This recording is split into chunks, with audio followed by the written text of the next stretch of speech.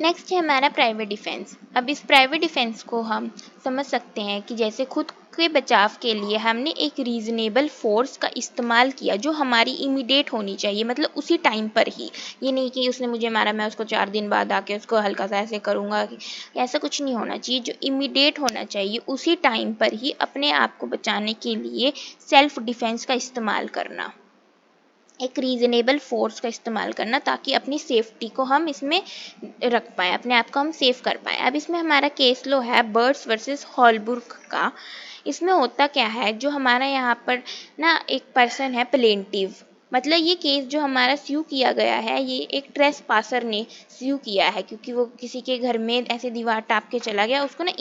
Injury हो गई। यहाँ पर जो हमारा जिसने वो ट्रेस पासिंग की है वो उसने ये केस स्यू किया है कि इसकी वजह से मुझे चोट लगी है। तो इसमें होता क्या है, जो हमारा प्लेंटिव है ना वो ना ट्रेस पासिंग करता है, डिफेंडेंट के घर पे आके ना जंप करता है, वहाँ पे उसकी प्रॉपर्टी में घुस जाता है। जो हमारा डिफेंडेंट होता है उसने ना अपने गार्डन में स्प्रिंग गन्स इनबिल्ट करवाई होती है ताकि वो अपने गार्डन की सुरक्षा कर सके। अब इसमें जो उसने वो स्प्रिंग गन्स इनबिल्ट करवाई है वो एक रीजनेबल फोर्स नहीं है, वो बहुत ही एक्स्ट्रा ऑर्डिनरी फोर्स है यहाँ पर, क्योंकि जो स्प्रिंग गन्स है जिससे हमारे जो प्लेंटिव है उसकी डेथ भी हो सकती थी। यहाँ पर कोई भी रीजनेबल फोर्स नहीं है, तो इसमें प्लेंटिव उसके खिलाफ स्यू करता है कि इसने अपने गार्डन में स्प्रिंग गन्स इनबिल्ट करवा रखी है जिसकी वजह से मुझे बहुत ज़्यादा इंजरी हुई है। अब जो प्लेंटिव है यहाँ पर जिसने ट्रेसपासिंग की है वो तो इग्नोर्ड हो जाता है, क्योंकि उसके पास बचाव मिल जाता है उसको कि इसने मुझसे ज़्यादा गलत चीज़ करी है, कि मैंने उसने गलत तो किया है प्लेंटिव ने, पर इसमें जो उसकी वो चीज़ है वो इग्नोर्ड हो जाती है, क्योंकि जो हमारा यहाँ पर डिफेंडेंट है उसकी गलती थी, उसने रीजनेबल फोर्स का इस्तेमाल नहीं किया। अगर जो वहाँ पर वो रीजनेबल का फोर्स का इस्तेमाल करता तब यहाँ पे जो हमारा प्लेंटिव है वो लाइबल हो जाता, पर इसमें ऐसा नहीं हुआ, जो कि हमारे डिफेंडेंट ने स्प्रिंगल्स इनबिल्ट करवाई थी अपने गार्डन में, जिस वजह से जो हमारा डिफेंडेंट है वो इस प्राइवेट डिफेंस वाले जो हमारा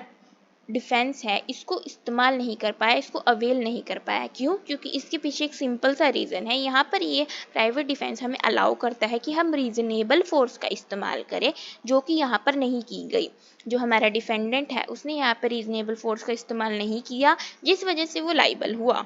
इस वजह से अब उस डिफेंडेंट को प्लेंटिफ को कंपनसेशन देना पड़ेगा। अगर जो यहाँ पे वो रीजनेबल फोर्स का इस्तेमाल करता तब यहाँ पर उसको कोई भी कंपनसेशन नहीं देना पड़ता। अब इसमें ही हमारे पास एक केस लॉ आता है दूसरा, कॉलिंस वर्सेस रेसिन का, जिसमें हम इसमें देखेंगे कि उसने प्राइवेट डिफेंस को इस्तेमाल करके कैसे अपने आप को बचाया। उसमें पहले वाले में तो वो जो केस लॉ में था वो तो बच नहीं पाया क्योंकि उसने रीजनेबल फोर्स का इस्तेमाल नहीं किया, और जो सेकंड वाला है इसमें जो हमारा पर्सन होता है डिफेंडर उसने रीजनेबल फोर्स का इस्तेमाल करके जिससे वो बच गया। इसमें होता क्या है, जो हमारा प्लेंटिव होता है वो ना अपने डिफेंडेंट की प्रॉपर्टी में आके ना सीढ़ी रख देता है, सीढ़ी पे चढ़ के वो अपनी प्रॉपर्टी में ना नेल बोर्ड लगा रहा होता है या फिर नेल ठोक रहा होता है अपने ही घर में, मतलब उसकी उसकी प्रॉपर्टी में लैडर रख के अपनी प्रॉपर्टी में नेल बोर्ड लगा रहा होता है वो।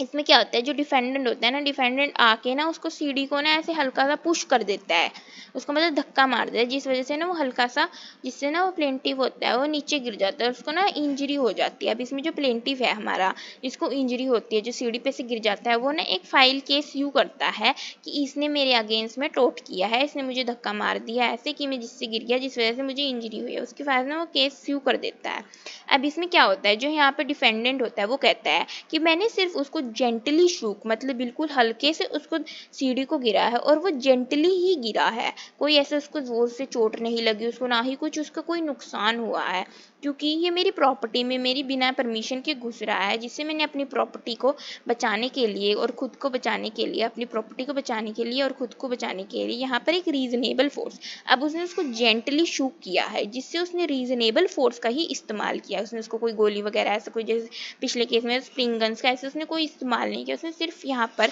रीजनेबल फोर्स का इस्तेमाल करा है, जिस वजह से यहाँ पे जो हमारा डिफेंडेंट होता है वो इस चीज़ से बच जाता है, जिससे वो लाइबल नहीं होता।